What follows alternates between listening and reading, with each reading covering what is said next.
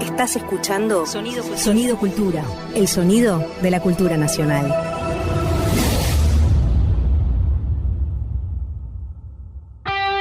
Ahora Javier Trímboli y Julia Rosenberg en Un poco sucio. Un programa de historia desprolijo, pero eficaz.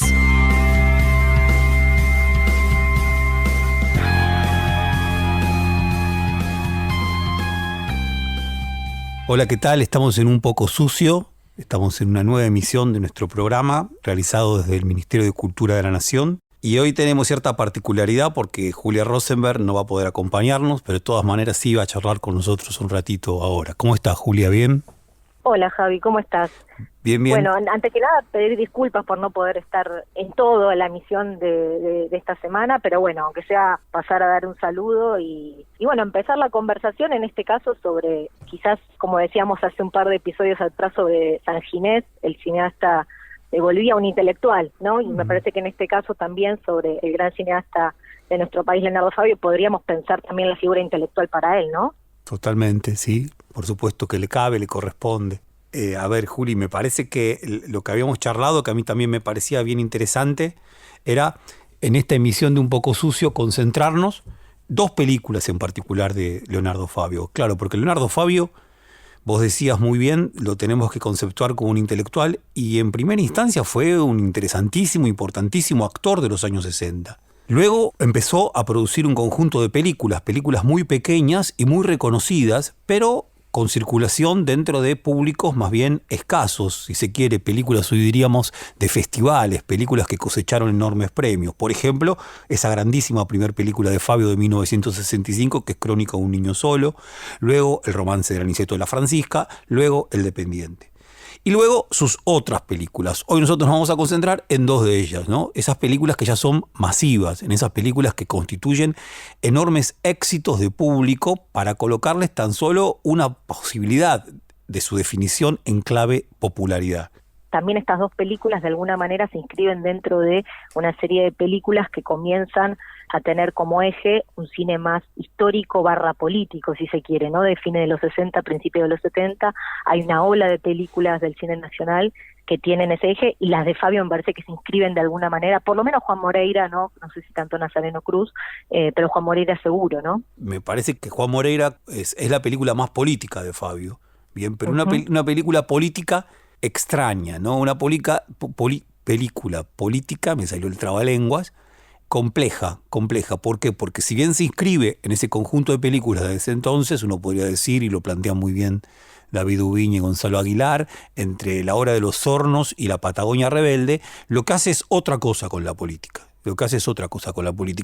Me parece que la hipótesis que a nosotros nos interesa es casi decir que todo el cine de Fabio es político. Acá se explicita un tanto más, pero se explicita desplazadamente.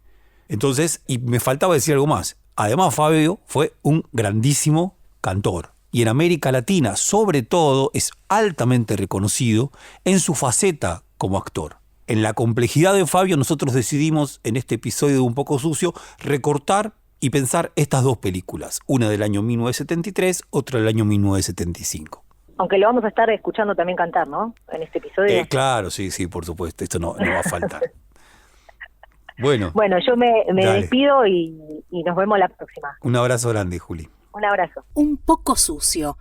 Un contenido del Ministerio de Cultura de la Nación. Aquí estamos en una nueva emisión de Un poco sucio, como conversábamos recién con Julia. La idea de hoy es trabajar, pensar, conversar. Ojalá que también a ustedes les dé ganas de volver, revisitar las películas de Leonardo Fabio. En particular nos vamos a centrar en dos películas. Una es Juan Moreira, la otra es Nazareno Cruz y el Lobo, que son las películas de Leonardo Fabio que lo transforman en un cineasta popular, que lo transforman en un cineasta masivo. Un dato muy pequeño, Juan Moreira fue vista por 2,5 millones de personas en una Argentina que debía rondar en ese entonces 1973, se estrena en ese año, los 22 millones de argentinos. Más del 10% de la población vio Juan Moreira. Hasta ese entonces Fabio había hecho películas para pocos, películas fantásticas, geniales, pero películas casi artesanales y con una interpelación que era para públicos cinéfilos. Bien. para públicos fundamentalmente cinéfilos. Juan Moreira marca un momento distinto, un momento nuevo. Hoy acá nos va a estar acompañando Lucía de Llenaro, con ella vamos a conversar. Hola Javi, hola a todos. ¿Cómo andás? ¿Bien? Bien. Buenísimo. Una primera pregunta para hacerte. Dale. En esta primera parte que hablamos sobre Juan Moreira. Juan Moreira se estrena justo un día antes de la Asunción de Cámpora, el 24 de mayo del 73, y quería preguntarte qué significaba en ese momento, ¿no? En esa coyuntura, justamente recuperar una figura como la de Moreira. Claro. Que era un gaucho rebelde, que en realidad estaba más signado por la tragedia, por lo menos también en ese sentido lo cuenta Fabio en la película, ¿no? Uh-huh. Que por una cosa más idealista, ¿no? ¿Qué significaba traer ese mito o esa lectura del mito o ese personaje de la historia en un contexto como ese, como la vuelta del peronismo después de tanto tiempo? Claro. Y con esa lectura, ¿no? Sí, ahí hay una de esas coincidencias que a veces ocurren en la historia que son maravillosas, ¿no? Coincidencia que no puede ser pensada solamente como tal. Evidentemente, se diría con esa expresión tan fea, hay un clima de época que hace posible esa coincidencia. Digo, ¿por qué feo? Porque a veces cuando uno dice clima de época parece solucionar todo problema y solucionar toda coincidencia, que a veces obedece a cuestiones más finas que solamente un clima de época. Pero hay algo de esto, algo muy pequeño. Hay un cineasta cubano, documentalista brillante, que se llama Santiago Álvarez, que estuvo en la Asunción de Cámpora, que vino a la Asunción de Cámpora y filmó una película rara, que es un extraño documental sobre Buenos Aires, que si no me equivoco se llama Tango en Buenos Aires o Último Tango, algo por el estilo. ¿Bien? Y lo cierto es que en esa película, donde hay imágenes interesantísimas de la Asunción de Cámpora en la Plaza de Mayo, el 25 de mayo de 1973, también hay varias imágenes de la puerta de los cines con los anuncios de Juan Moreira. Bien, pensando esta cuestión de esta convergencia. Por un lado, te diría, bueno, simplemente subrayar y ponernos de acuerdo, ¿no? Esto es un dato clave, ¿no? Ahora, Juan Moreira es una película de carácter épico, es una película de carácter trágico. El clima de Juan Moreira anticipa una primavera política y cultural, o el clima de Juan Moreira o lo que propone Juan Moreira no envuelve ya ese clima en una pronta tragedia. Bueno, ahí hay algo que se transforma mucho más interesante porque no es tan fácil despejar Asunción de Cámpora, Primavera de los Pueblos, con esta película tan compleja, ¿bien? Me gustaría, por lo pronto, decir una cosita, ¿no? Una cosita más, que quizás tenga algo que ver. Volví a ver la película con mi hijo. Y mi hijo es pequeño y fascinado. Hay un ejercicio del uso de la cámara en Fabio fantástico, el encuadre, la fotografía, es meticuloso. Cada momento en que pone la cámara de una manera, hay una delicadeza y una elección. Por supuesto, un trabajo con el lenguaje cinematográfico interesantísimo. Y mi hijo le sorprende que no haya efectos especiales. No hay efectos especiales, papá, ninguno. Entonces, sin embargo, hay un efecto especial, uno solo, al final de la película, una truca, como se le dice en el cine. El final de la película, por supuesto, no estoy haciendo ningún tipo de spoiling porque todo el mundo lo sabe. Juan Moreira es asesinado finalmente cuando sale del prostíbulo La Estrella, está cercado por los soldados que habían ido a apresarlo, termina con muchos, y cuando está intentando cruzar una tapia, se pone el cuchillo entre los dientes, en la otra mano su revólver, intenta subir ya muy mal herido, ya casi a punto de caer, bien, intenta subir la tapia y por la espalda un soldado llamado Chirino, bien, le da muerte. Entonces, el final es lento, como le gusta a Fabio, recargado, ¿no? Juan Moreira, interpretado por Rodolfo Bebán, que está cayendo finalmente, está a punto de morir y se resiste, no quiere caer, toca la tierra y parece que es Anteo, renace de la tierra, vuelve a levantarse hasta que finalmente cae. Y cuando cae, ahí aparece la truca. La truca es una cosa de un efecto animado por el cual el cuerpo de Juan Moreira, que está en el piso, se levanta, queda erguido y con su poncho y con su cuchillo mira de frente a nosotros que estamos observando la película. Es más grande que lo que había sido durante la película y está nuevamente de pie. Ha renacido. Me gustaría decir que probablemente esta vuelta de tuerca a través de esta intervención, efecto especial, truca de Leonardo Fabio, lo que hace es decirte, ese sujeto popular que la película en el final de la película parece que está muriendo. Sin embargo, esta truca te dice está vivo de vuelta. Y ahí sí empalma con el 25 de mayo del 73. ¿No? Para mí, por ahí uno podría encontrarle una vuelta. También pensaba en ese mismo sentido, en esto que vos decís de la recuperación de lo popular. En ese mismo año se estrena también Los Hijos de Fierro, claro, que es otra lectura sobre lo popular, sobre también la resistencia de lo popular y sobre cómo ese cuerpo popular, en otra lectura de Solanas, con otras características que no son las de Fabio, también hay una sobrevivencia de lo popular y de la recuperación de algunas figuras, ¿no? Hay un texto de Ana Amado que leía antes de venir para acá en una Confines, que ella está hablando sobre estas dos películas y estas dos situaciones, tanto la de Fabio como la de Solanas en el 73, y ella va a diferenciar, en las dos películas va a decir que Fabio va a politizar su material con personajes que son arrancados de la historia, pero con la diferencia de que los trae de una galería que no está reservada, no es la galería oficial, o sea que son lo popular en este sentido es el cuerpo popular de Fabio, la recuperación de lo popular no está vinculado con lo oficial, sino con lo infame, ¿no? de la historia. Totalmente, ahí me parece que eso es genial en Fabio, ¿no? Recordemos una cosa, recordemos que Juan Moreira, antes de ser esta genial película, fue un fantástico folletín. Y antes de eso existió Juan Moreira. Juan Moreira fue un gaucho, fue un puntero político, fue un gaucho que se desgració, bien, como se decía en ese entonces, que se perdió, que se desgració, que se enfrentó con la ley. Un gaucho que en vida misma se convirtió en un mito, y que Eduardo Gutiérrez llega a conocer en 1874 y luego, fundamentalmente conversando con el gran amigo de Juan Moreira, porque en verdad es de 1879. Sale primeramente como folletín en el diario La Patria, creo no estar equivocándome, luego sale como libro, muy cerca de Martín Fierro, ¿no? Martín Fierro, la ida es 1872, la vuelta es 1879, acá estamos hablando de 1879. El libro de Gutiérrez, pero también la película de Fabio, hay una historia de amor bellísima, que es la historia de amor de dos amigos, que es Juan Moreira y Julián Andrade. Lo que hace Eduardo Gutiérrez es conversar en la penitenciaría, porque está preso Julián Andrade, que lo sobrevive a Juan Moreira, conversa con él y toma mucho de su material. Ahora, como vos decías, Lucía, y como lo plantea también Ana Amado, vamos a volver sobre ella, a partir de algunas ideas bien interesantes que ella tiene, decía, claro, trabaja con el prontuario de la historia, Leonardo Fabio, trabaja con el prontuario de la historia. Juan Moreira es un gaucho malo, no es un personaje impoluto. No es un hombre víctima de la historia, o en todo caso, es víctima, pero que se vuelve victimario de la historia. La historia lo vuelve malo, ¿bien? Y él hace gala de esa maldad que la historia le contagió, le produjo. En una entrevista magnífica, Leonardo Fabio dice, todos tenemos un poco de Moreira adentro. Es imposible que no sea así, y la impresión es, la vida en sociedad inevitablemente nos inyecta algo de esa maldad, ¿bien? Algo de esa maldad, que Moreira, por supuesto, se despliega con enorme poder.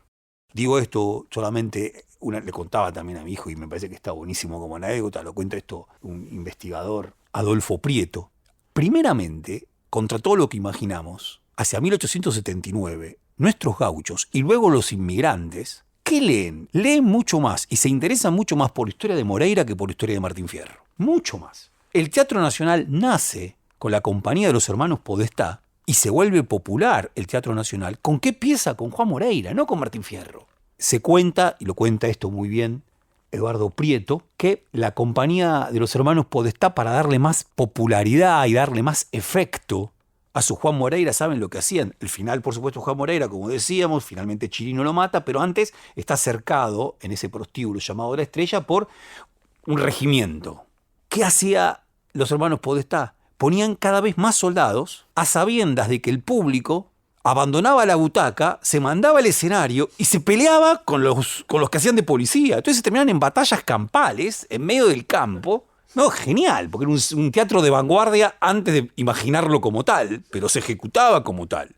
Digo, esa operación que lograba Juan Moreira, esa identificación. De hecho, hay una vieja primer película, Juan Moreira, hecha por un grupo anarquista. Por lo tanto, hay toda otra historia muy densa con Moreira. La operación de Fierro, yo para aparte diría una cosa más, Lu, perdón, ¿no? Fierro tiene la ida Y la ida de Fierro también es un gaucho malo. Fierro también tiene prontuario. Fierro también se va con los indios, como se va con los indios Moreira. Ahora, Fierro tiene la vuelta.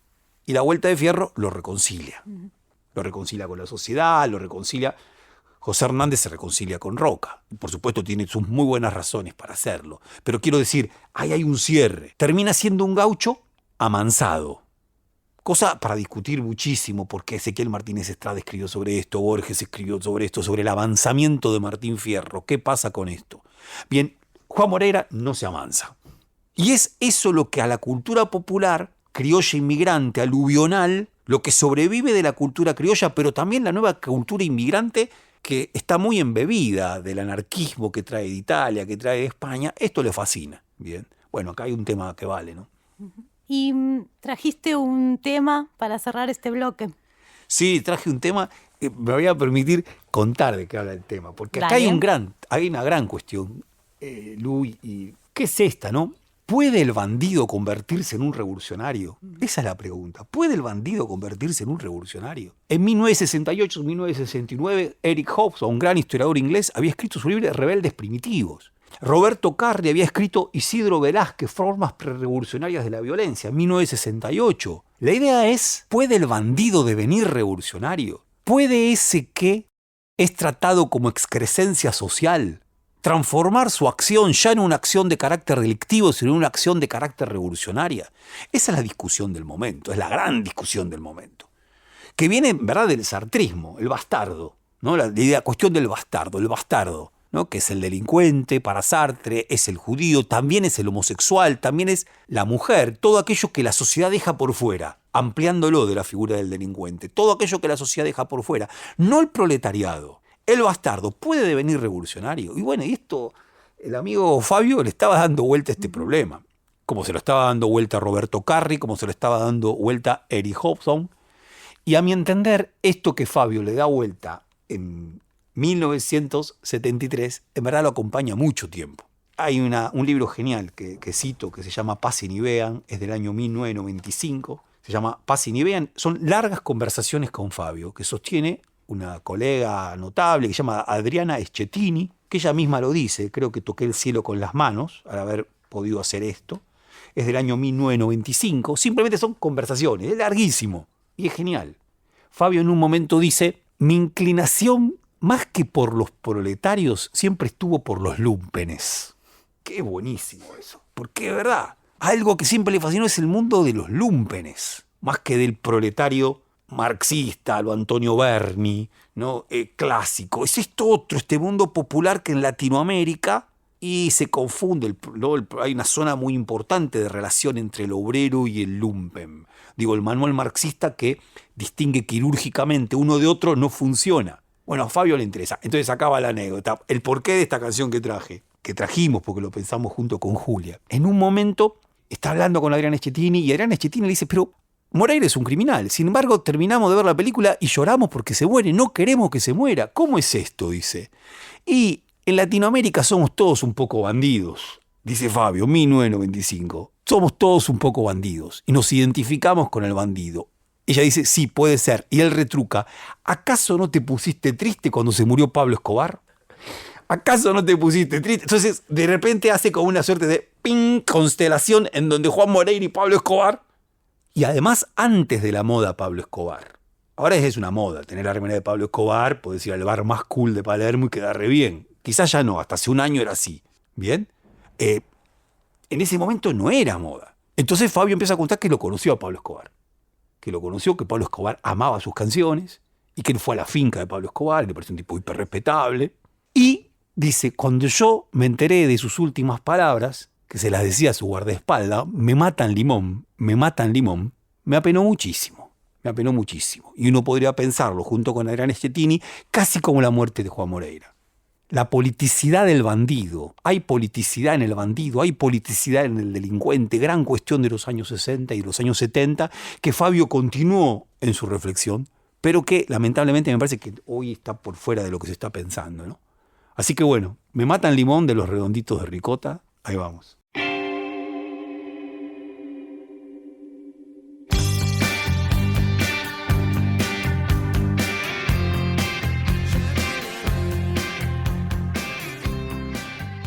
Bueno, continuamos en Un Poco Sucio, en esta nueva emisión dedicada a Leonardo Fabio, en particular a dos películas, Juan Moreira, estrenada el 24 de mayo de 1973, y A Nazareno Cruz y el Lobo, estrenada, ya que estamos, el 5 de junio de 1975. A mí me parece que hay algo que Fabio nos propone extrañamente, una conversación con Cacho Fontana. Eso también me encanta de Fabio. Uh-huh. Hablar de Fabio es hablar de Cacho Fontana, es hablar de la revista Pronto, no es hablar de alta cultura, Hay una entrevista muy rara que le hace Cacho Fontana en Crónica, que no sé si es del 87-88. Claro, digo esto, ¿no?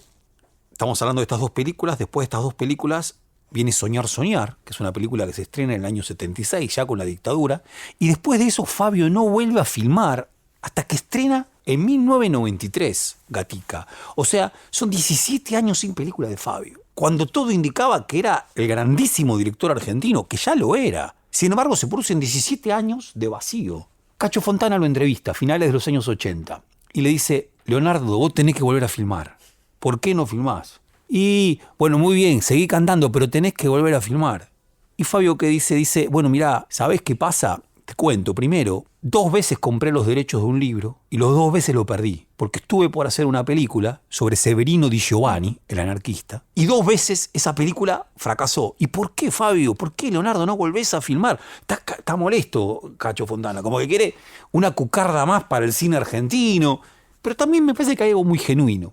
Y Fabio le dice, ¿sabes por qué no puedo filmar? Porque no sé lo que necesita mi pueblo. Esa es la respuesta.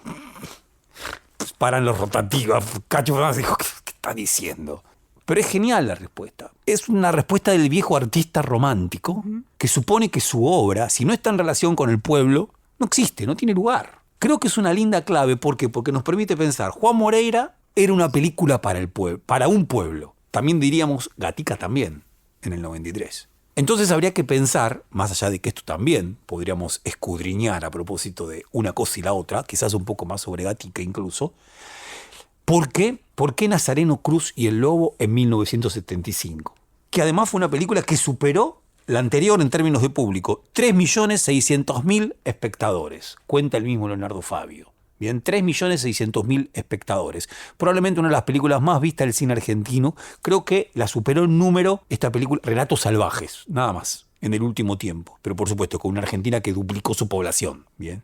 Así que bueno, nos vamos a meter con Nazareno Cruz y el Lobo alrededor de esta incógnita, ¿no? ¿Por qué el pueblo, habíamos dicho antes, no es tan política como la otra? Sin embargo, si la definición es, a mi entender, una película tiene que ser una película que el pueblo necesite, es porque hay algo, bien, de politicidad que está entonces, es intrínseco a la película misma. Uh-huh. Volviendo al texto de Ana Amado que comentábamos en el bloque anterior, ella habla justamente que a partir de Juan Moreira hay una relectura de la politicidad del cine de Fabio. Un cambio de estética, ¿no? Ella, en las primeras películas de Fabio, Crónica de un niño solo, El dependiente, El romance del Aniceto y la Francisca, también hay una forma de politización que tiene que ver con trabajar con relatos pequeños, relatos también de marginalidades, totalmente, de otro tipo de marginalidades pequeñas, no Juan Moreira.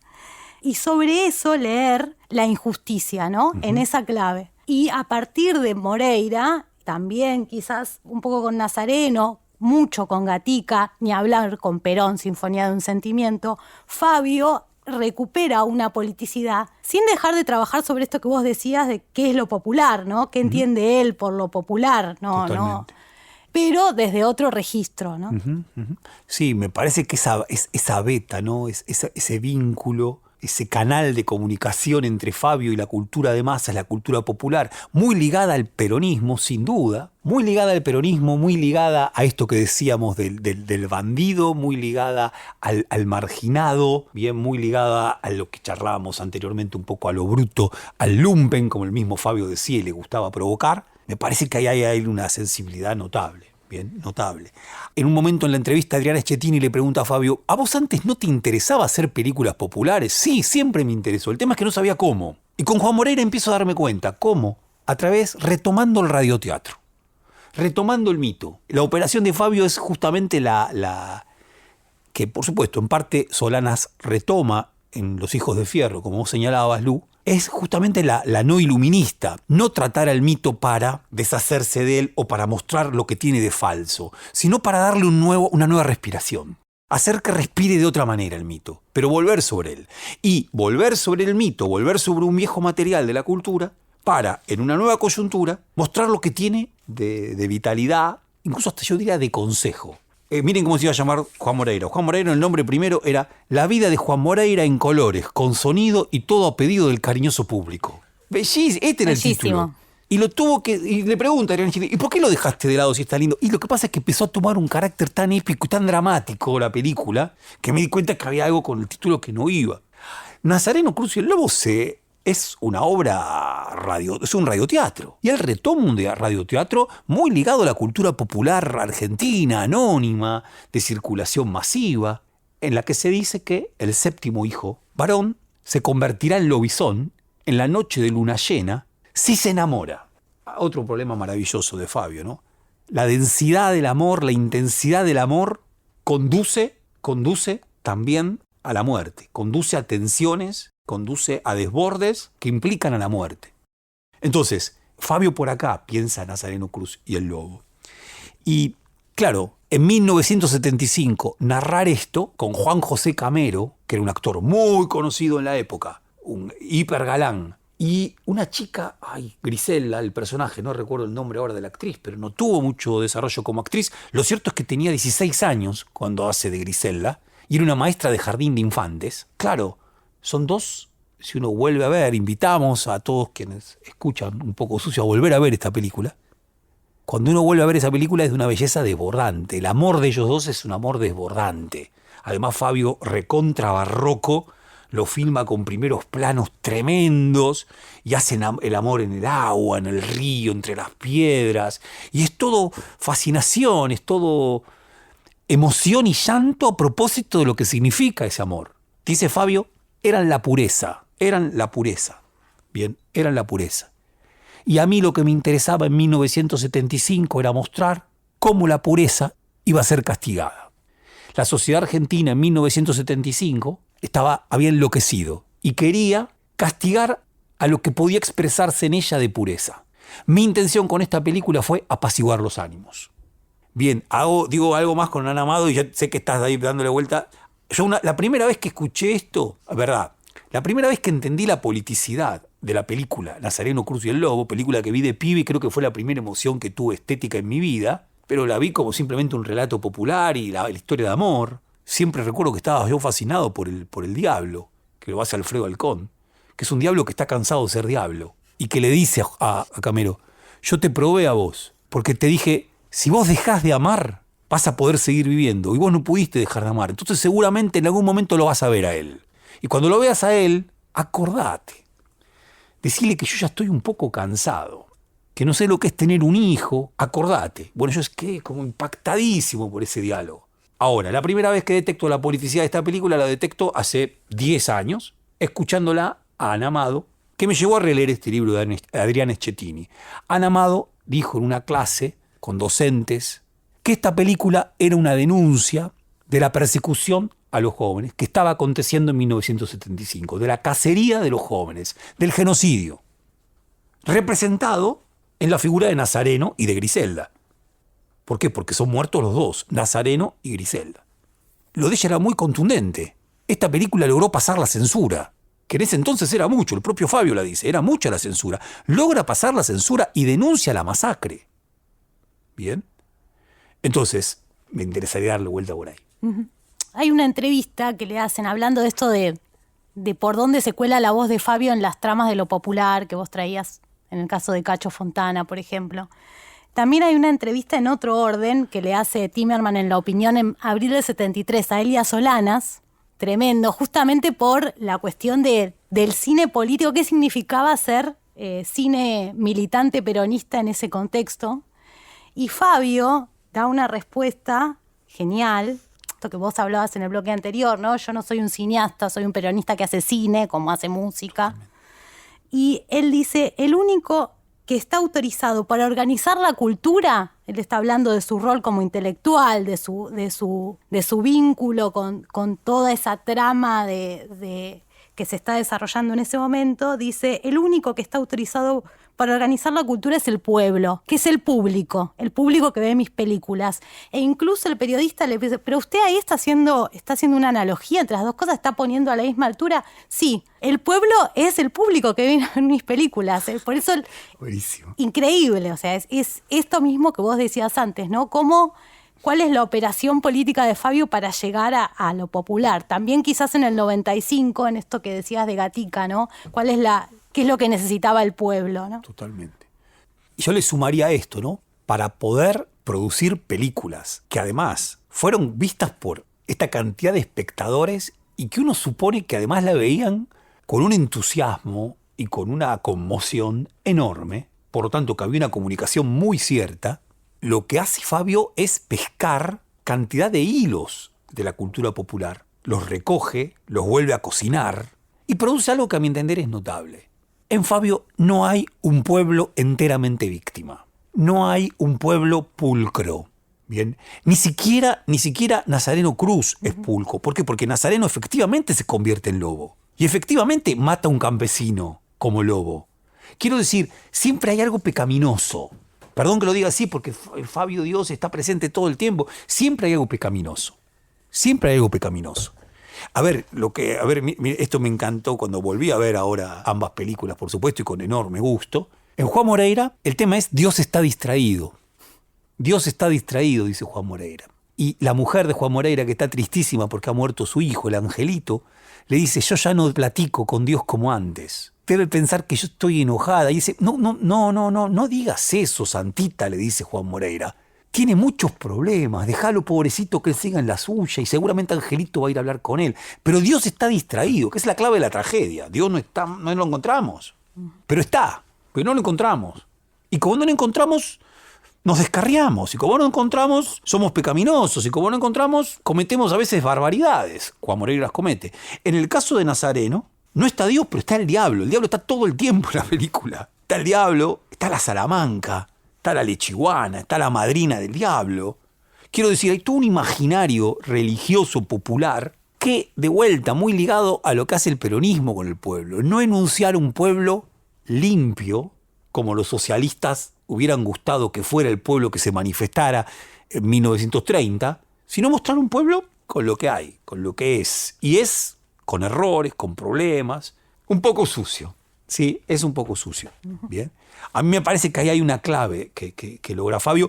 Y hay un libro bien interesante que le interesaba también a Amado, de David Ubiña y de Gonzalo Aguilar, que es del año 1993, que esto lo plantean bien, ¿no? Porque cuando uno ve La Patagonia Rebelde, Facón Grande es buenísimo, Soto, son todos buenísimos. Incluso la película de Solanas, El pueblo también es buenísimo. A Fabio le gustan todos estos bordes, todas estas cosas extrañas, estos reveses, ¿no? Bueno, la figuración de Gatica va en ese mismo sentido. Totalmente. En términos de experiencia personal, ya que contaste la tuya, yo la única película que vi en el cine de Fabio fue Gatica, una cuestión de época, y no aparece ni Dios del día ni el diablo, pero la escena que más me acuerdo que me impactó es cuando Gatica va a ver a Eva al hospital que está muriendo. Totalmente. Y la única reacción de él, o sea, bueno, está pasando toda esa situación y él dice, qué frío que hace acá, ¿no? Es la presencia de la muerte dicho genuinamente en lenguaje popular, totalmente. Absolutamente popular. O sea, ¿qué más podía hacer un peronista en ese sentido que sentir el frío de la muerte? No, eso es genial, genial. Bien, un par de cositas más que me gustaría sumar. Bien, una cita que tomé de Nazareno, ¿no? Podríamos hablar mucho de la lengua que se habla en Juan Moreira. La lengua que se habla en Juan Moreira es bellísima. Es poesía popular de una belleza fantástica, ¿no? Fantástica. Andar en golosina, ¿no? Andar en golosina. Se dicen cosas de ese tipo. Te copié algunas porque me encantaron, ¿no? Lo que había dicho anteriormente, ya no discurro con Dios, ya no le hablo seguido como antes, cuando de sol a sol te esperaba llegar de los arreos, y ha de pensar que no le importo, que ya no nos entendemos. No, es bellísimo. En el caso de Nazareno es distinta el diálogo, son distintos. El mismo Fabio lo reconoce, se empobreció un poco esos diálogos. Y en un momento, luego de la primera conversión de Nazareno el lobo, porque efectivamente se ha enamorado de Griselda.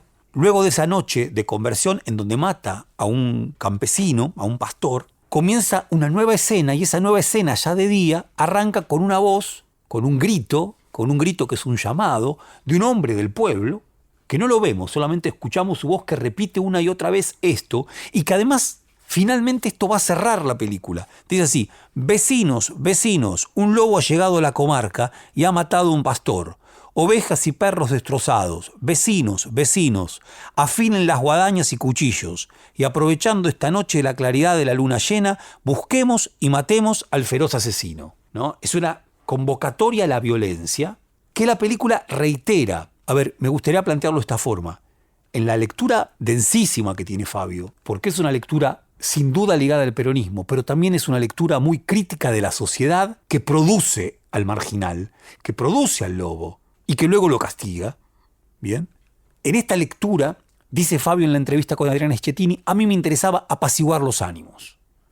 Es un libro sacadísimo, probablemente no se reedite, pues se tendría que reeditar el libro. Por ejemplo, entre otras cosas cuenta, parece que había toda una suerte de mitología. Fabio filma Juan Moreira en Lobos, ¿no? Donde muere Juan Moreira y donde partido fundamental, ¿no? del dominio de Juan Moreira.